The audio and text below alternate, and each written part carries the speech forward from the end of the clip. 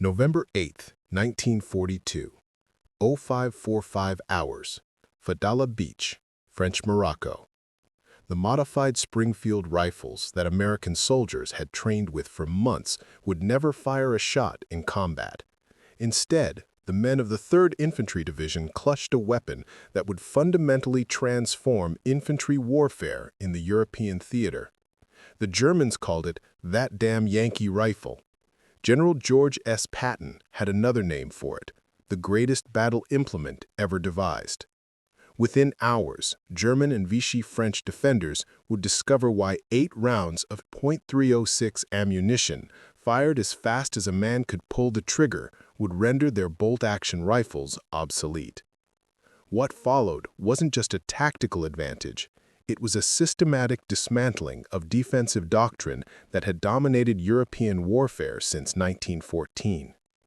The German defensive transformation in North Africa had begun after observing British Commonwealth forces throughout 1941 and early 1942.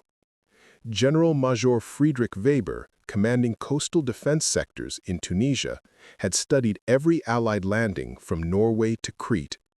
He reached what seemed like an irrefutable conclusion based on 3 years of European combat experience. Superior defensive positioning and disciplined fire control would always defeat hastily organized amphibious assaults. In his headquarters outside Bizerte, Weber had drafted Defensive Directive 7 on September 15, 1942. American forces lack combat experience. Their weapons are untested. Our Carabina 98K has proven itself superior in accuracy and reliability. We shall meet them with controlled, aimed fire from prepared positions. Victory is mathematically certain. The mathematics of defense seemed irrefutable. At Dunkirk, disciplined German rifle fire had contributed to devastating Allied casualties. Throughout the Eastern Front, well-positioned German infantry with Kar 98K rifles had inflicted staggering losses on Soviet forces. The bolt-action rifle, perfected through generations of European warfare, represented the pinnacle of infantry weapons design. But Weber's intelligence officers had failed to identify a revolution in American ordnance. While German soldiers trained with rifles requiring manual cycling between each shot, pull bolt up, pull back, eject spent casing, push forward, push down, chamber new round, re-aim, fire, American infantrymen were drilling with something entirely different. The M1 Garand, officially designated as United States Rifle Caliber 30 M1, had entered production at Springfield Armory in 1936. By November 1942, approximately 500,000 had been manufactured. The weapon represented the culmination of designer John Garand's 20-year quest to create a reliable, semi-automatic infantry rifle. The technical specifications, documented in War Department Technical Manual TM9-1005, revealed why this weapon would transform infantry combat. The M1 operated on a gas-operated, rotating bolt system. Gas tapped from the barrel drove a piston that cycled the action automatically. A soldier simply aimed and pulled the trigger 8 times in rapid succession. The rifle weighed 9.5 pounds empty, measured 43.6 inches overall, and fired the powerful .30-06 Springfield cartridge with a muzzle velocity of 2,800 feet per second. Initial field testing at Aberdeen Proving Ground in Maryland throughout 1937-1940 had demonstrated unprecedented capabilities. A trained rifleman could deliver accurate fire at 15 to 20 rounds per minute, 3 to 4 times faster than any bolt-action rifle in existence. Effective range exceeded 400 yards, with lethal capacity extending beyond 800 yards. The weapon fed from an 8-round en-bloc clip that loaded from the top of the receiver. When the last round fired, the empty clip ejected automatically with a distinctive ping that would become legendary. Reloading required seconds. Press fresh clip into receiver, close action, continue firing. German intelligence officers had received reports of American semi-automatic rifles throughout 1941. Wehrmacht technical assessments, however, dismissed these weapons as mechanically unreliable, too complex for field conditions, and unsuited for the rigors of combat. German doctrine emphasized careful, aimed fire over volume. Their analysis concluded that semi-automatic rifles would jam, break down, and prove inferior to the proven Kar-98K. This assessment would prove catastrophically wrong within hours of American soldiers hitting North African beaches. November 8, 1942, 06:30 hours. Fadala Beach perimeter. Oberleutnant Hans Dietrich commanded a reinforced platoon of Wehrmacht troops positioned on the ridgeline overlooking the landing zones. His 42 men occupied carefully prepared positions with interlocking fields of fire. Every soldier carried the Karabiner 98K, each man trained to deliver accurate fire at a disciplined pace. Dietrich had fought in Poland, France, and briefly in Russia before transfer to North Africa. He understood infantry combat's brutal mathematics. From elevated positions, his platoon could dominate the beach. American soldiers would be exposed, disorganized, vulnerable. Standard doctrine called for allowing them to advance into killing zones, then systematically engaging with aimed fire. At 06:37 hours, elements of the 3rd Infantry Division's 7th Regiment began advancing from the beach. Dietrich's platoon opened fire at approximately 300 yards, maximum effective range for rapid engagement. The Germans operated with practiced efficiency. Aim, fire, work bolt, chamber new round, re-aim, fire. Each soldier could maintain roughly 10 to 12 aimed shots per minute. The Americans did not behave as expected. Instead of seeking cover and returning carefully aimed shots, American soldiers advanced in fire teams, one element moving while another provided covering fire. But the volume of that covering fire exceeded anything in Dietrich's experience. The distinctive crack of M1 Garand rifles created an almost continuous roar, rather than the measured cadence of bolt-action fire. Dietrich's after-action report, captured when his unit surrendered 3 days later, described the engagement. Enemy rifle fire created suppression effect inconsistent with known American training doctrine. Volume of fire from individual riflemen exceeded expectations by factor of 3 or 4.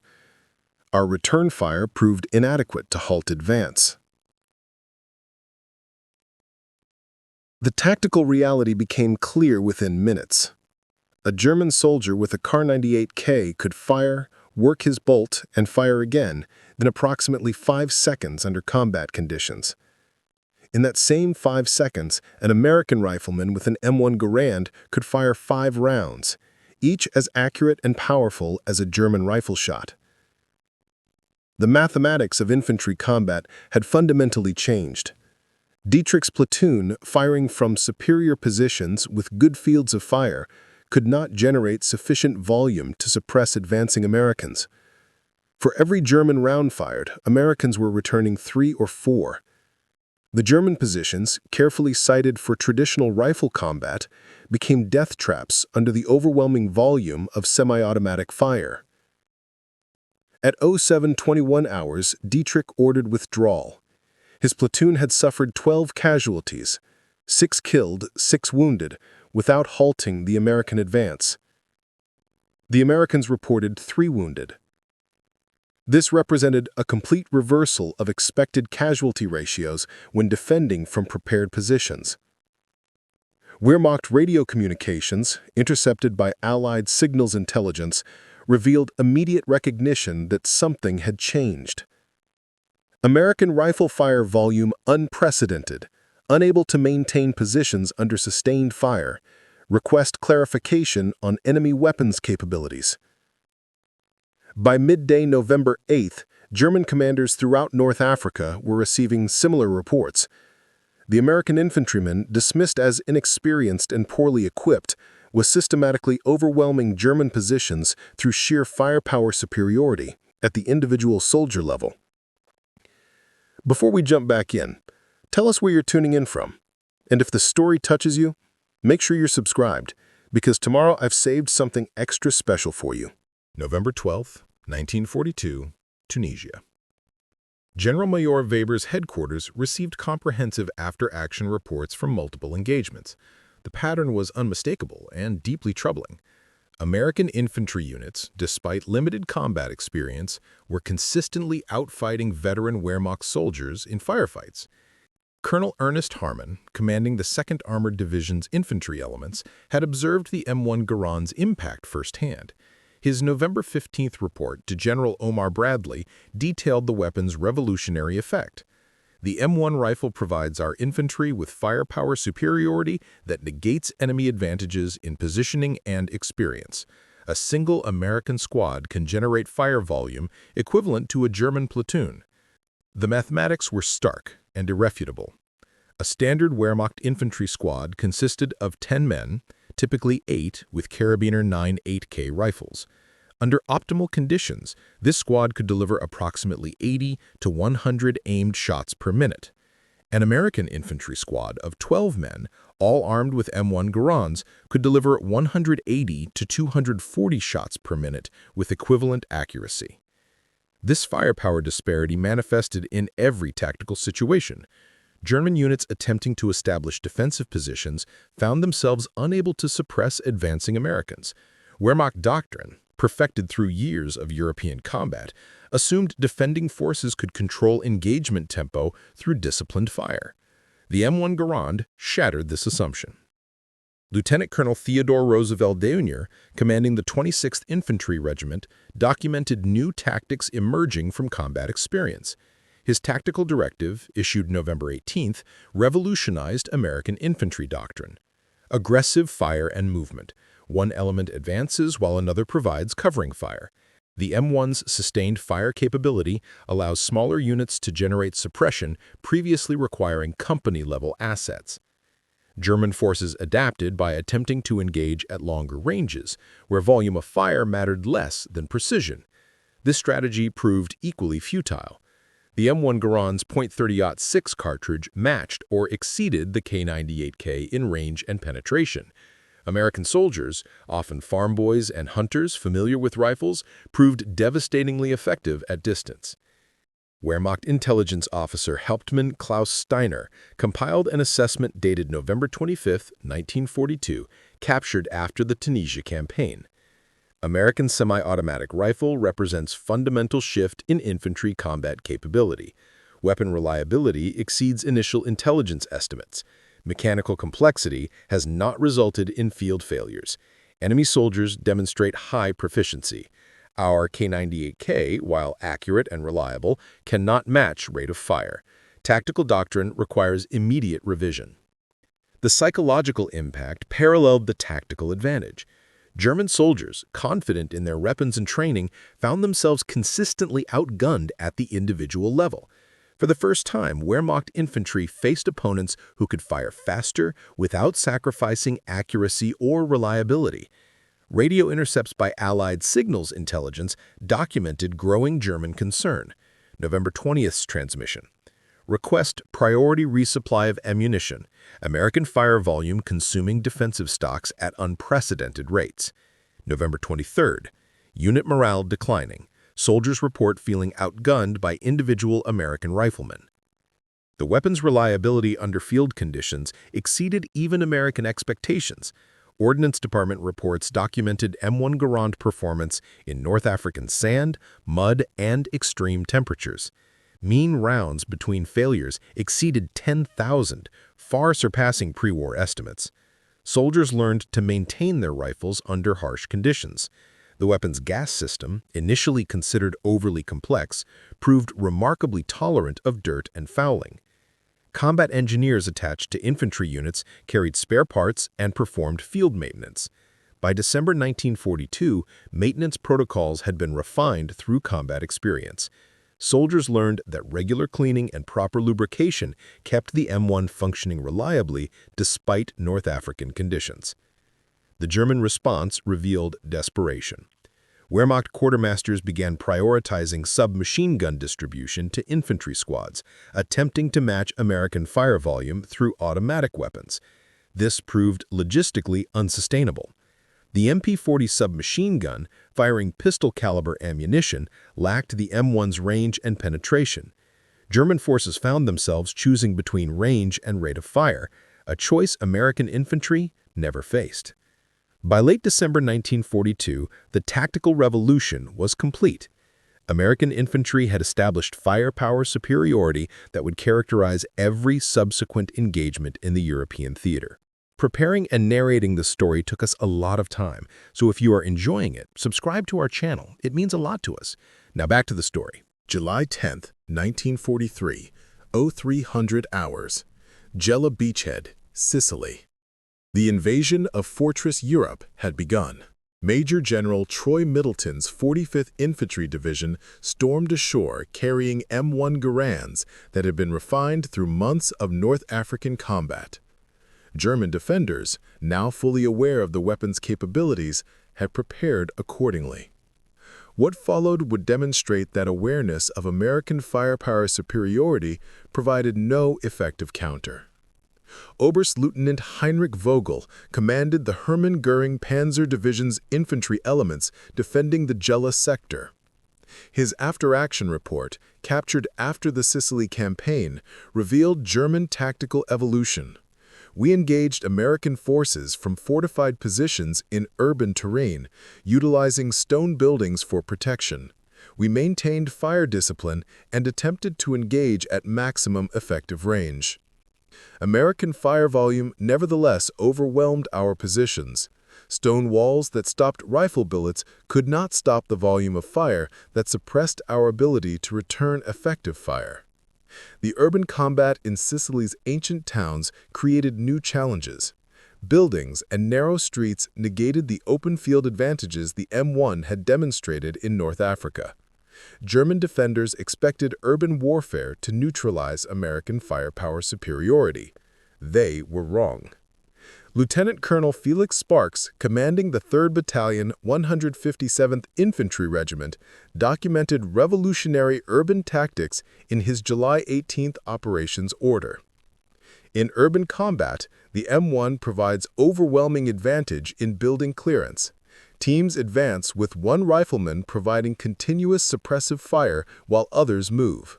The sustained fire capability allows two-man teams to accomplish missions previously requiring squad-level coordination. The reality of urban combat with the M1 Garand terrified German defenders. American soldiers would approach a defended building, and a single rifleman could pour 8 rapid shots through windows and doorways while his partner moved to a better position. The Germans working bolt-action rifles could not match this fire and movement tempo. Combat in Palermo, beginning July 22nd, demonstrated the M1's decisive advantage in city fighting. General Lieutenant Hans Valentine Hube, commanding German forces in western Sicily, reported to Field Marshal Albert Kesselring, "American infantry tactics in urban terrain proved devastatingly effective.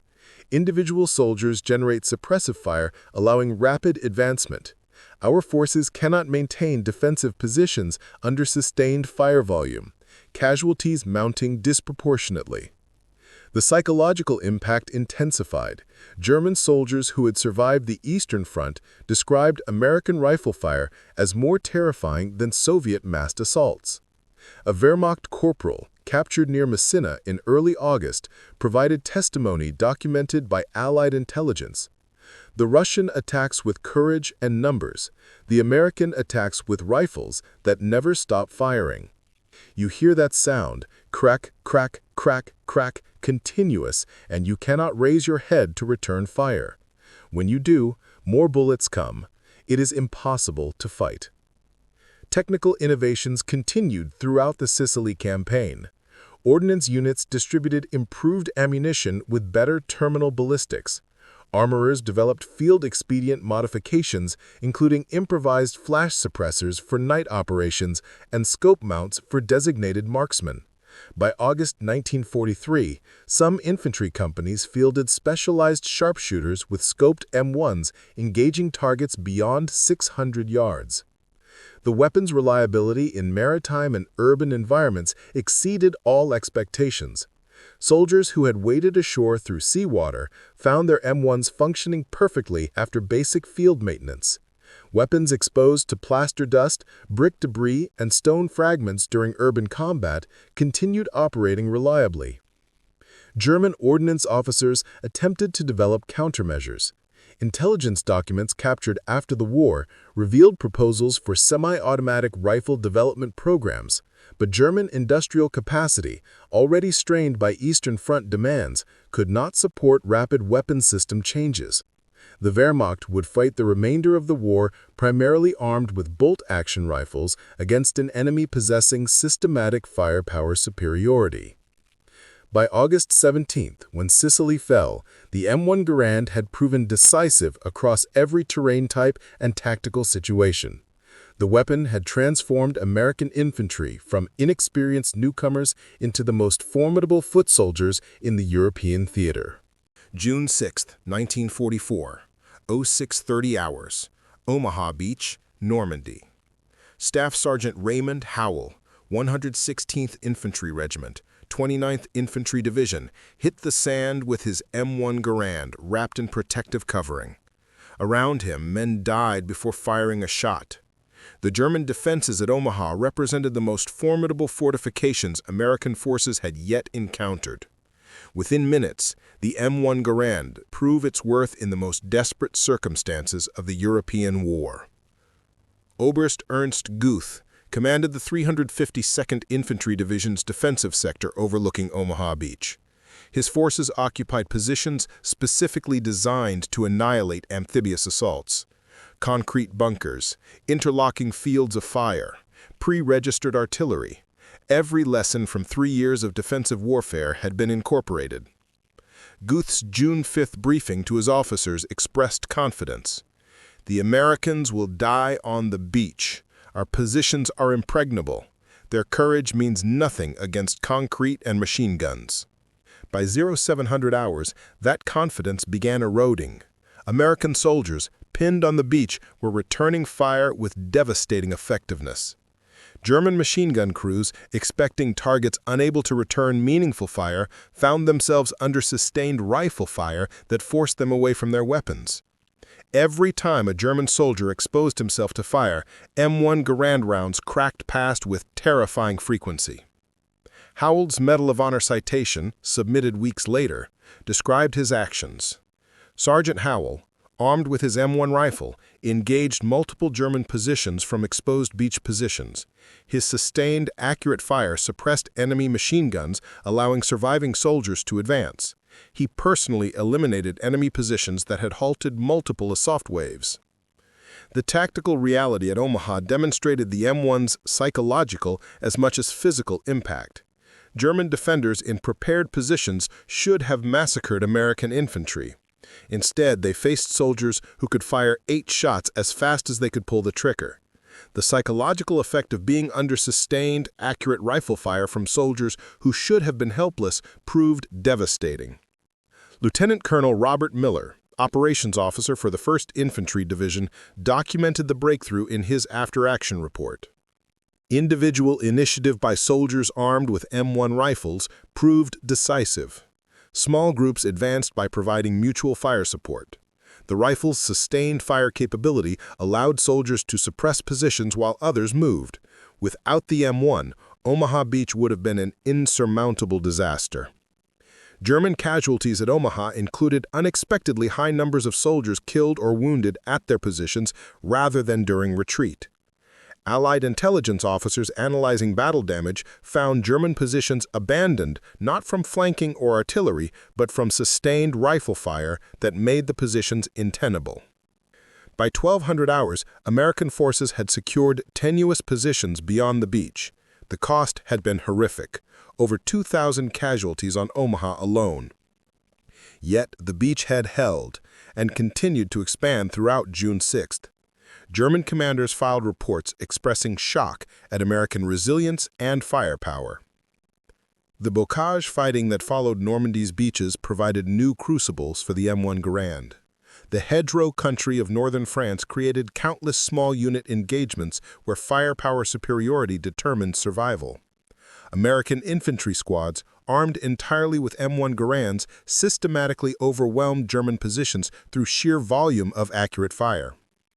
Hauptmann Werner Ostendorf, captured near Saint-Lô in July, provided detailed testimony to American intelligence. "We fought from defensive positions with good fields of fire. We had combat experience from Russia, yet American soldiers with their semi-automatic rifles generated fire volume that prevented effective defense. We could not suppress them. We could not stop them. The rifle they carry makes every American soldier equivalent to 2 or 3 German soldiers in combat effectiveness." The Normandy campaign validated every lesson from North Africa and Sicily. The M1 Garand had proven decisive across every terrain type, every tactical situation, every phase of combat operations.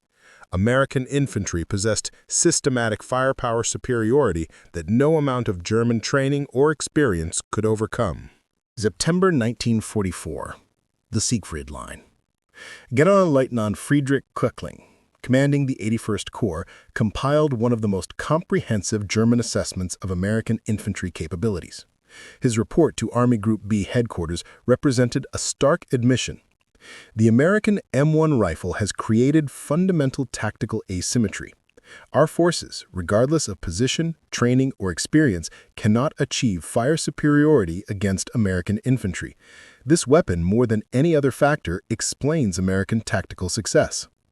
German military archives, captured after the war and analyzed by the U.S. Army's Historical Division, revealed the evolution of Wehrmacht tactical doctrine in response to the M1 Garand. Initial responses focused on increasing automatic weapons distribution, more MG-42 machine guns, more MP-40 submachine guns. These measures proved inadequate. The MG-42, despite its devastating 1,200 rounds per minute rate of fire, required crew-served operation and consumed ammunition at unsustainable rates. The MP-40, effective in close combat, lacked range and penetration for most tactical situations. German squads remained fundamentally built around bolt-action rifles, while every American soldier carried firepower equivalent to a light automatic weapon. Oberst Helmut Reinecke, Inspector General of Infantry Training, submitted a devastating assessment in October 1944. "We train our soldiers to world-class standards in marksmanship and tactics. This training becomes irrelevant when American soldiers fire 3 rounds for every one of ours. Volume of fire creates suppression. Suppression prevents aimed fire. Our superior marksmanship cannot be employed under sustained suppression. The tactical equation has become unsolvable with current weapons." German attempts at semi-automatic rifle development revealed industrial desperation. The Gewehr 43, introduced in 1943, attempted to match American semi-automatic capabilities. Production remained limited, approximately 400,000 manufactured, compared to over 4 million M1 Garands produced by war's end. More critically, the G43 proved mechanically unreliable compared to the M1's robust design.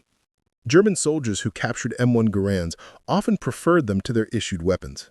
Wehrmacht reports documented unauthorized use of captured American rifles, with field commanders issuing orders prohibiting the practice due to ammunition supply complications. The fact that German soldiers preferred enemy weapons over their own revealed the M1's decisive superiority. The psychological impact extended beyond individual engagements. Wehrmacht felled psychiatric doctors documented phenomenon termed rifle inferiority complex among infantry veterans. Soldiers expressed feelings of helplessness when engaging American forces, knowing they were systematically outgunned at the individual level. A Wehrmacht Feldwebel, interviewed after capture in December 1944, provided testimony that Allied intelligence officers found repeated across thousands of prisoners.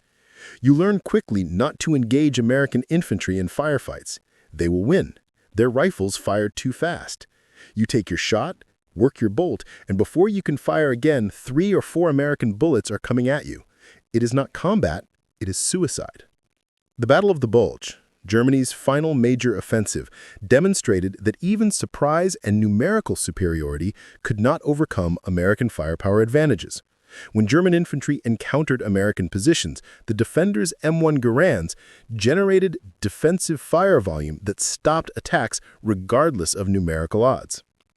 Lieutenant Colonel Joachim Peiper, commanding Kampfgruppe Kempiper during the Bulge Offensive, reported to SS headquarters, "American infantry positions, even when surprised and outnumbered, generate defensive fire volume that stop our advances. Individual American soldiers fight with effectiveness disproportionate to their numbers. This semi-automatic rifle they carry explains this capability." By early 1945, German tactical doctrine had evolved to avoid direct infantry engagements with American forces whenever possible. Wehrmacht operational orders emphasized using terrain, fortifications, and prepared positions to multiply defensive effectiveness, tacit admission that man for man, German infantry could not match American firepower. The German military leadership recognized a fundamental truth: industrial capacity had trumped martial tradition. American industry had armed every infantryman with a weapon that rendered German small arms obsolete.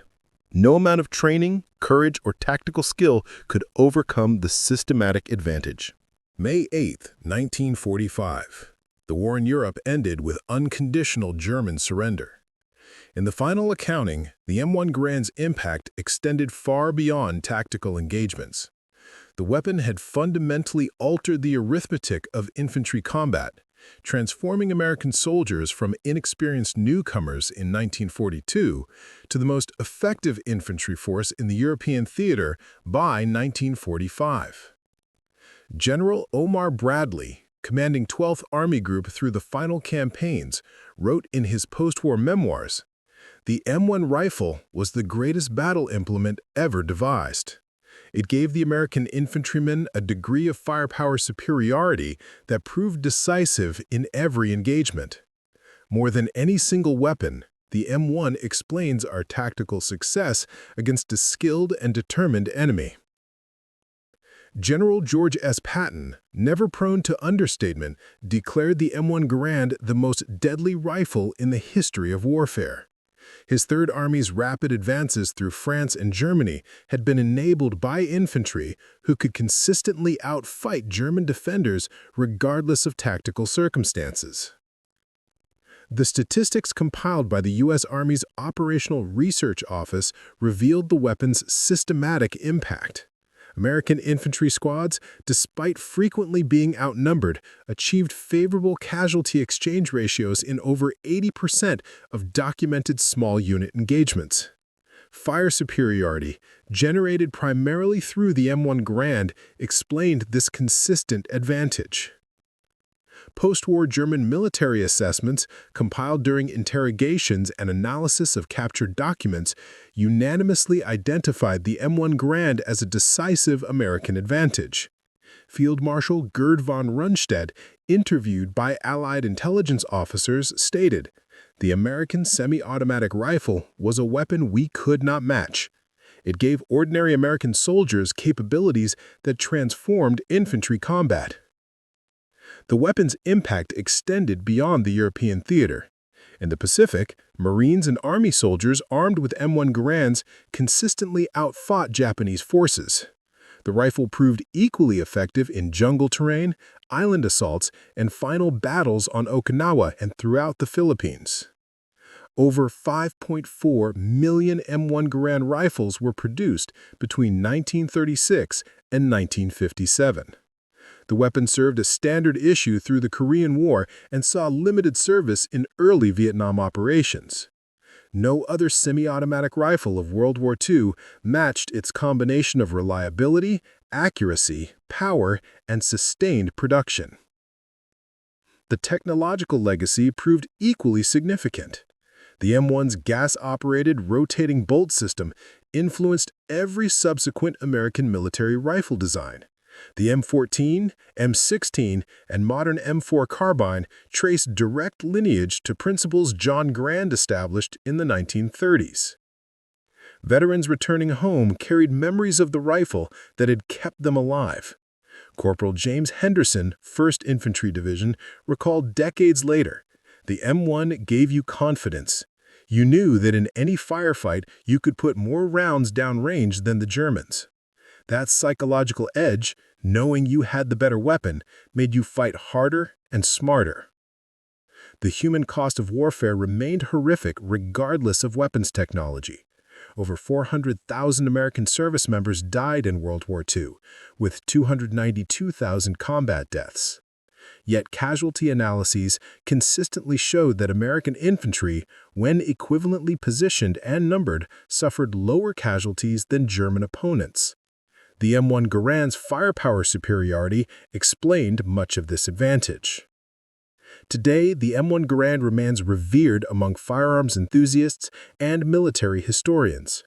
The rifle represents American industrial might, engineering excellence, and tactical innovation combined into one supremely effective weapon system.